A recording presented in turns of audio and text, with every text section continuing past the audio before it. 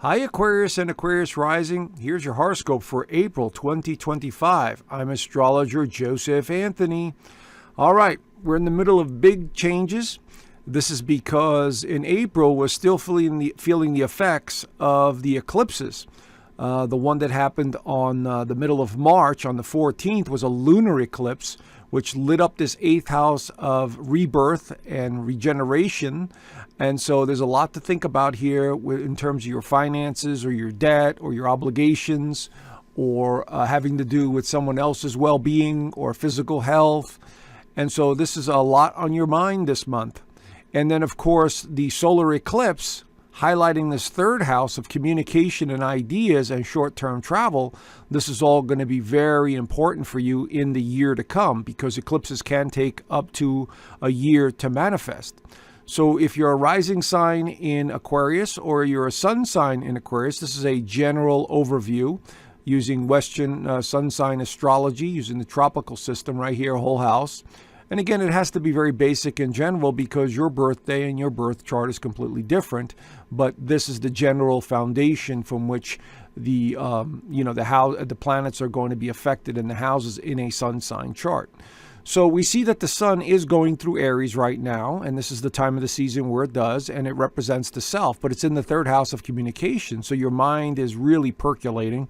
You've got a lot on your mind. You're doing a lot more conversing or conversations, especially ones from the past, because we begin the month with Mercury in retrograde and Venus in retrograde, and they're in the 2nd house of income and values. So there's a lot of conversations taking place about the past because of these two, okay? And these are going to be major players this month, also because they move direct this month. So there's going to be some very interesting dynamics that are going to occur in this 2nd house for many of you. But the sun going through this 3rd house, by the middle of the month, will go into the 4th house, which has a lot to do with the home, feeling, and foundations. And so this is going to be highlighted. But there's also a move by Mars. Mars is going to leave Cancer finally because it went retrograde on December the 6th of 2024 and has been sitting here in this 6th house for quite a long time, causing havoc and, being uncomfortable, focusing on your energy, your health, your daily routine, your responsibilities. But now this month it is going to leave Cancer and go into Leo, your 7th house of partnerships. And so the dynamics are going to completely shift when Mars does that by the middle of the month. So as we start off the month, your ruler right here, Uranus, is also going to be in the picture as it is making some alignments to some of these other planets.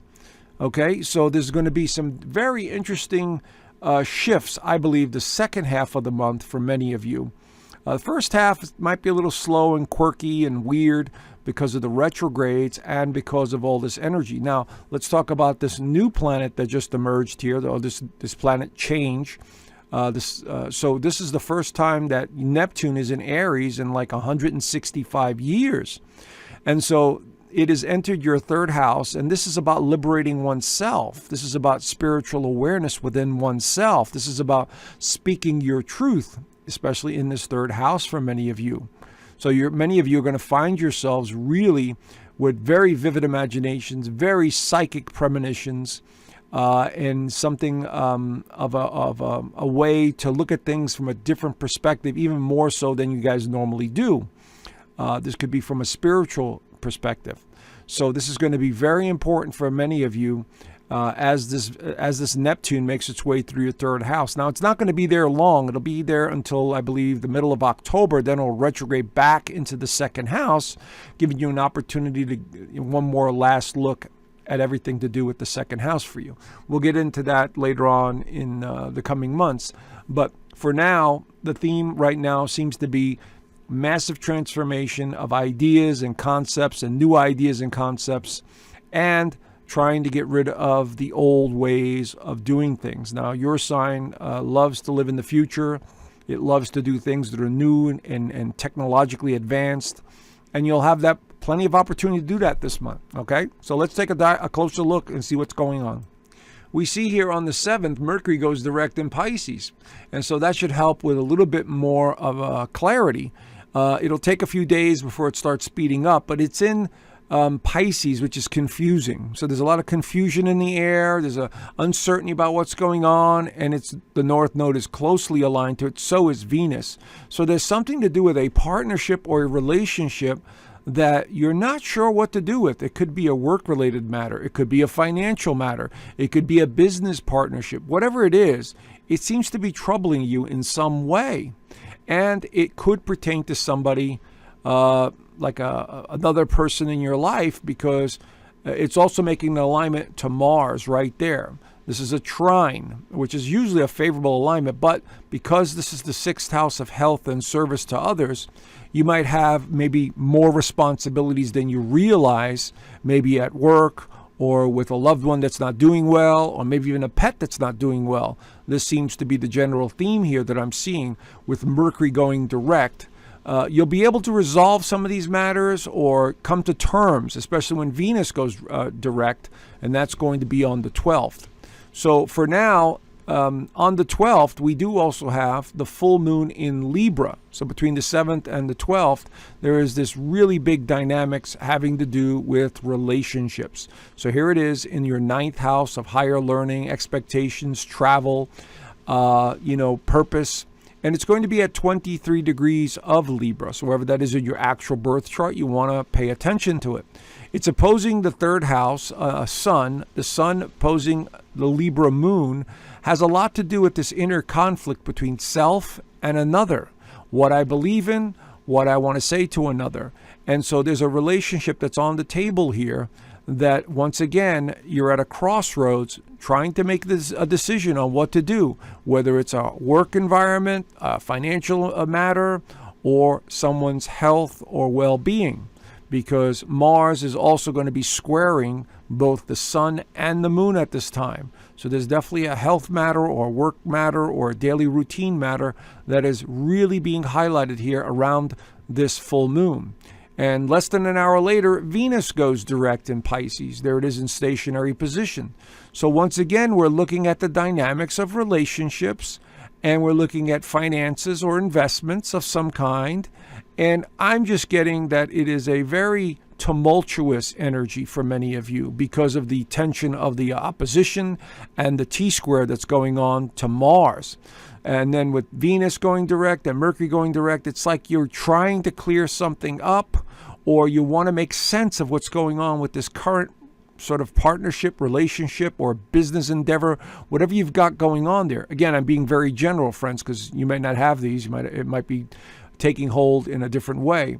Venus represents all kinds of partnerships, but it's the 2nd house, which is also the material house, the house that represents material possessions and values. So maybe you're grappling with a new design, or you're doing something to the home and you're having trouble with contractors or payments or whatever it is. I'm just throwing things out there as a possibility. But as these planets begin to go direct, you should start clearing things up. Now, to make things even more exciting, Mercury will be entering Aries on the 16th, right there. Now, Mercury works very well in Aries. So for many of you, your mind is going to be like on overload. It's going to be wanting to speak your mind very quickly. Premonitions and dreams and visions are going to be astonishing because it runs right into Neptune the moment it goes in there. And so pay attention to those visions and dreams because you're seeing things beyond the physical world. This is a normal phenomena. And especially for a Aquarius rising or a sun sign Aquarius or a Sagittarius, these are the visionaries of the zodiac. And so what happens is you start getting these strong feelings that something's coming, or I need to do something, or I need to go somewhere. And this is what Mercury is going to do here in the next 3 weeks or so as it makes its way through this house, but especially the first week or so as Neptune is joined with Mercury. It's going to be very profound for many of you. So pay attention. Mars re-enters Leo on the 18th, right there. So it finally comes back after its long retrograde period. And so now Mars in the 7th house for the next 6 weeks or so brings up a little tension with other people. And the reason I say that is because it goes up against the Pluto in Aquarius. It will be making an exact opposition later on the 26th, and I'll get into that. It's going to be very important. But Mars is all about partnerships and wanting to be around other people. You just have to be careful not to get any conflicts or be around people with huge egos, because this is a possibility here. But the theme of relationships, once again, now gets enhanced even more. And so, fortunately, it's making a favorable alignment to Neptune and Mercury, so you're going to be having very important conversations with other people from this point forward, from the 18th on the rest of the month. And so all I'm suggesting is try and be as cordial as possible, or there's going to be a lot of friction that arises. Now, the sun enters Taurus on the 19th and 20th into this fourth house of home, feeling, and foundation. So the theme is now the home life. And so this could have anything to do with real estate. It could have to do with family members. It could have to do with feelings. And the problem we're going to run into now from the 18th on is the sun is going to be squaring Mars and squaring Pluto in your sign. So there's a dilemma here on the table having to do with a home life, a feeling, a foundation, a family member, a business partner. There's another T-square coming into the mix. So this is a really big month for relationship themes for many of you. Okay, which direction do I need to go with this relationship? Is this relationship worth investing my time in? What should I do? And this is going to be the theme here, at least for the first week or so, of Taurus being in this fourth house. Now, after it passes, you'll have more focus on your home environment, such as beautifying it, remodeling it, or just spending time at home nice and quiet and enjoying yourself. But first, you got to get through this minefield here where Mars opposes Pluto on the 26th exactly, and it also squares the sun at 6 degrees. So we're looking at emotions. We're looking at motivation. Maybe you're motivated to remodel. Maybe you're motivated to move. Maybe you're motivated that your partner is not helping you. Maybe you're motivated to be in a new relationship. So these seem to be the themes here. But remember, a T-square is very motivating, but it could be a bit challenging too. This is why I have to put this out there this way, okay? Maybe you're dealing with a family member that's just irritating you. It could be any of these things. So I'm warning you, or just pay extra attention to what's going on in the family dynamics, or anything to do with a neighbor or somebody that's close to you, because they may just change on a dime for no apparent reason. And so this is the kind of volatile, unstable energy we're dealing with. Now, the last alignment for the month is the new moon in Taurus, and that's going to light up this fourth house. It's going to be, I believe, at 7 degrees. Yes, that moon should be in the 7th. But anyway, the 7th, 7 degrees, wherever that is in your birth chart, that's where it's going to be lit up. And again, the T-square is still active at this time, but this new moon in Taurus is suggesting get back to the basics. Enjoy yourself. Enjoy the simple things in life. Enjoy the people you really care about. Because the new moon in Taurus gives us an opportunity for the next 2 weeks to really regroup and simplify things. And that's what I'm suggesting here with this new moon in Taurus. Okay?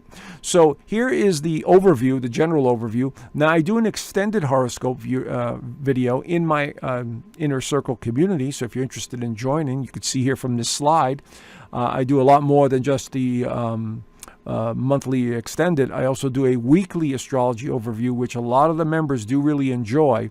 And I teach astrology there. They ask me questions. They send me their charts ahead of time, and then I cover it on the Sunday Zoom calls. Now, there's a free 7-day trial, so you've got nothing to lose. You could go in there, check it out, interact with so many other people, see what's there. And I also have a 6-module course there. So consider joining. I left the link down below.